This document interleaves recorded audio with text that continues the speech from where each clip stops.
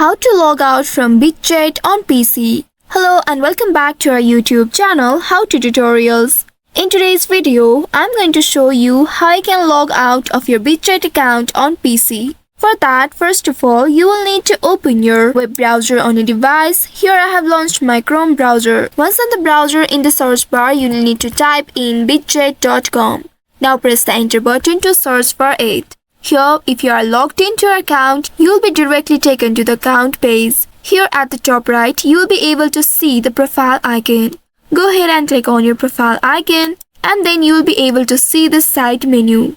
In the site menu, you will be able to see various options. At the very bottom, you will be able to see the logout button. Now you just simply need to click on this logout button right here and wait for a while. After that, you will be successfully logged out from your Bitget account on PC. Now whenever you would like to log in back to your account, you will need to click on this login button at top right and then enter your password and verify your email in order to log into your account. So by following these steps, you should be able to securely sign out or log out from your Bitget account on PC. So I hope this tutorial was helpful. If yes, don't forget to like, share and subscribe to our channel.